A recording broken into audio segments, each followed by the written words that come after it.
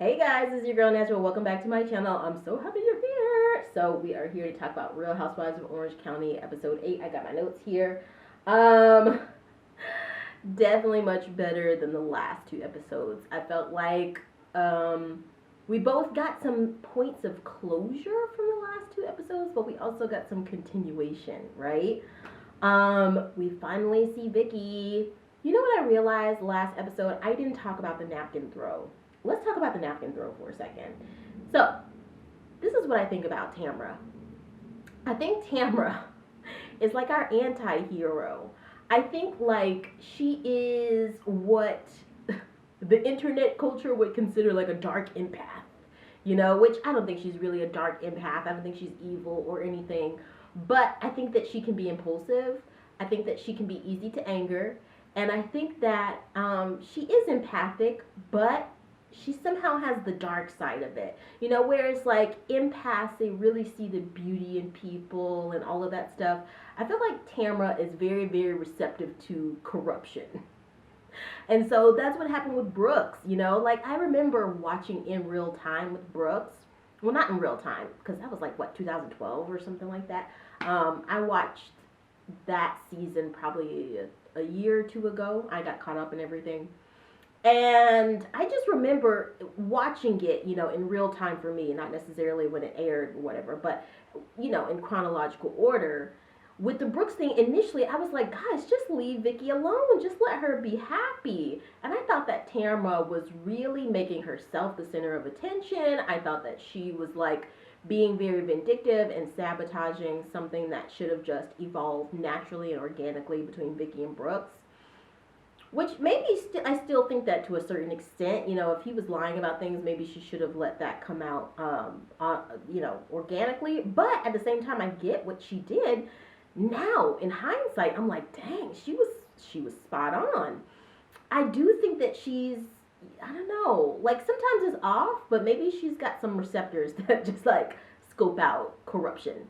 And so I feel like that's where this napkin throw came from. I feel like she really just feels like in Jen's best interest, because she does get really attached to her friendships, I guess.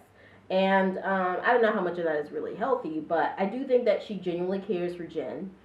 And I think that she thinks that this guy is a scumbag. I think like she thought Brooks was a scumbag. She thinks this guy is a scumbag. And so she's like, I'm trying to protect you. You guys remember the episode where she and Vicki were like, I don't know, but he doesn't tell me what to do. And you know, they like both raised up on the table looking like friggin' crazy alley cats yelling at one another. Yeah, I felt like that was that. You know, like I felt like this was the moment where Tamra is getting upset with Jen, but she's really upset with Jen's dude, whatever his name is, I forgot.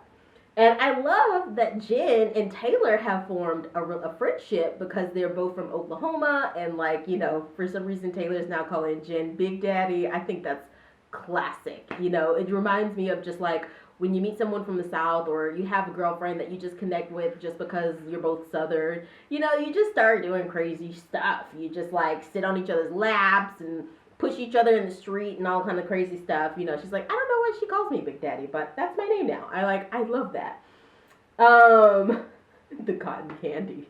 I looked at that with what's his name, Mauricio. He's like, I didn't even remember that from way back when. Anyway, even Taylor is like, Jen, baby, it might be time. I'm tired of talking about your boo. Like, if this is what's, you know, how this is sparking, like maybe there is. She didn't actually say that, but I feel like she said that in so many words. What else do we got here? Okay, so this episode is called Backyard Bikini Clash. Oh, we see Matt again. I keep forgetting Gina's new boo's name. I can't remember. But apparently she's doing TikToks now. I think TikTok is terrible for the brain. I really, really do. There's been, like, look it up. There's been studies that link bumper videos, like continuous scrolling through those 6-second videos or whatever, is like really bad for the brain. I don't know. Like, I don't know. I feel like Gina maybe why she's so sad and stuff all the time is maybe because she hasn't lived up to her full potential. I sometimes feel like she is a very intelligent woman masking herself as a dumb blonde. And I'm like, come on. I don't know. I keep having these bones to pick with Gina, but I don't want to get on her case too much. I can't remember her boyfriend's name, but she's hanging out with her ex-husband and her boyfriend, and she basically says to the camera, like, I don't know if I'm ever going to be able to get over the infidelity. Child, I'm going to tell you to get you some black women friends. So get you a black woman friend, preferably over her 40s, and you will get over the infidelity. I'm telling you. I love how Emily is like, Shannon's relationship is like Fight Club. You don't talk about it. That whole scene between Tamra and Emily in the bar, in this, like, dive bar, is classic. You guys know that I love Emily. I think she is just like, she's like a home girl, she's just so chill. And I love that she talks a little bit about Shane and butt stuff and his obsession with her butt and crazy movies that she's got on her phone. So like, don't flip left, don't flip left, don't flip right, that type of thing. Because anyway, I really love that. I loved seeing Tamra and Emily connect. Now, that pool water at Emily's pool, the spray tan juice water, spray tan juice, booty juice, I don't know. It just was like, ooh, it didn't look icky. I understand why Heather Dubrow, as Emily said, looked like a SeaWorld employee because she had on that full bodysuit. It makes sense to me. Heather, what's her name? Heather, I really didn't even notice her last episode. I feel like I just must have blanked out from that whole dinner at the end of the episode, last episode, because I just like didn't even remember it. Goodness gracious. But apparently she's got some drama with Jen too. I mean, the writing on the wall is basically showing me like, Jan, baby, maybe you do got some stuff to worry about with your boo thing.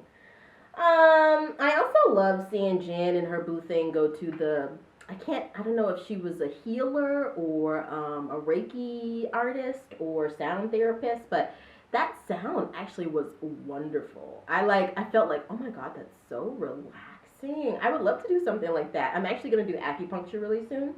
I'll be sure to tell you guys all about it. But, yeah, we also see Terry this episode, which I'm like, finally. I really like Terry and Heather's dynamic together. So I like when we get to see them more. Gina is, like, Gina. She keeps giving out pick-me energy. Like, it's, like, really annoying. Like, the sauce. Like, girl, is this really all you can think of to talk about? Is this talk? Like, okay, anyway. We finally see Vicki. So, I love how Vicki is like, her nipples are popping out as always. And they're having margaritas and tequila shots. She looks beautiful, by the way. Like, in her confessional shots with the gold dress, that like ochre type dress, looks wonderful on her. She's so coming to herself. I love Vicki Gunvalson. Why the heck didn't they just put her on the show? Like, I don't get it. I feel like Gina is the reason. And you notice she meets up with Tamara, she meets up with Shannon, not Heather, nobody else, not Gina, not Emily, because I think that Gina and Emily were a huge part of booting Vicki out. I feel like they kind of staked their place, at least for a few seasons, because you never really know. But I feel like they staked their place on Vicki's back. But, the way that type of stuff works, people like what they like, so I think that Vicki will eventually come back. But they're doing shots, the Tres Amigas shots, which I love. And then they get into this all-out rumble about Shannon and her relationship. Now, let's talk about this for a second, and then we'll wrap up. Shannon gets freaked out that they are starting to kind of talk about what might be going on in her relationship with John. We know now that there was like a lot of alcoholism and just toxicness going on. I don't know if there was any abuse type thing going on, but I would not be surprised. she doesn't want to talk about it. Shannon refuses to talk about it on camera. You know, she's like, no, no, no, no, no. She gets out of there. She's like, this will possibly destroy my relationship if we talk about this on camera. Now, I told you guys when she was talking about her frozen foods business and how she was getting that up and running, how his reaction was like, oh, but you don't really spend any time with me. That just was not where I was expecting. I was expecting to hear, I'm so proud of you. Like, I know everything that you went through with David. I love the fact that you're doing this on your own. You can do it, baby. We didn't hear any of that. We heard, but you don't have time to spend with. So that right there put red flags for me, right? And he just kind of looks like an alkie. Yeah. I'm sorry. I don't want to be insensitive, but you know,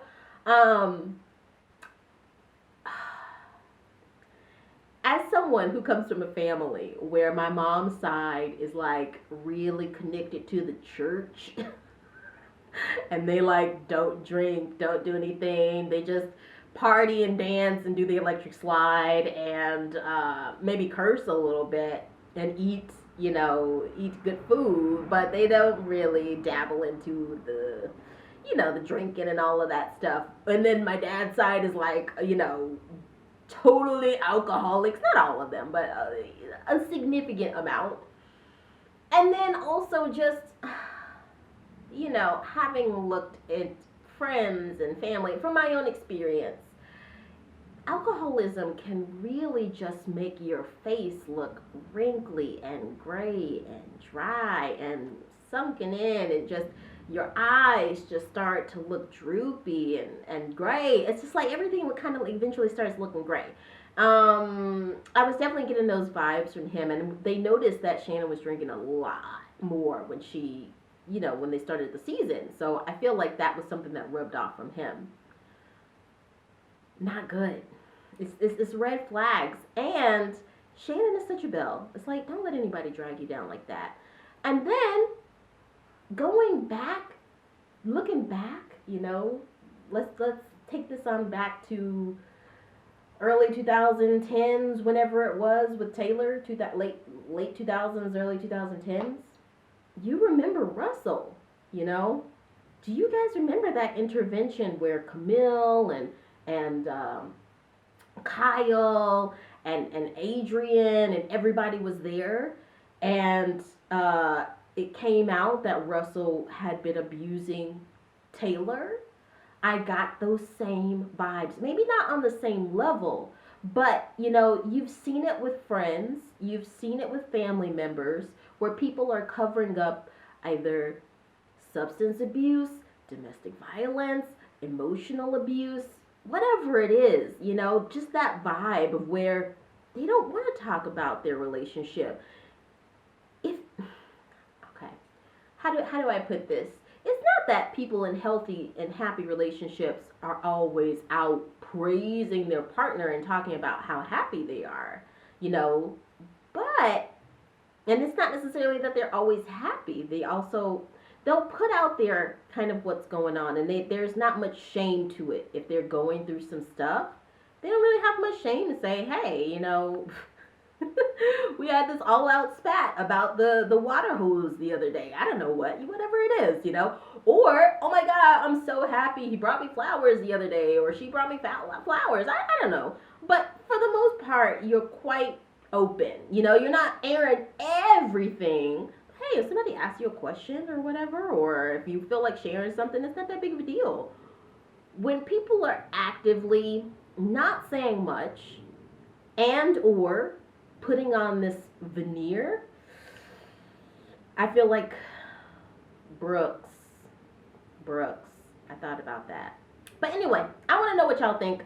Let me know in the comments. If you're new here, please do me a favor. Hit the like, subscribe button, hit the bell so you know whenever I post a video. It really, really helps out my little channel. And I'll see you guys next time. Bye. Bye. Bye.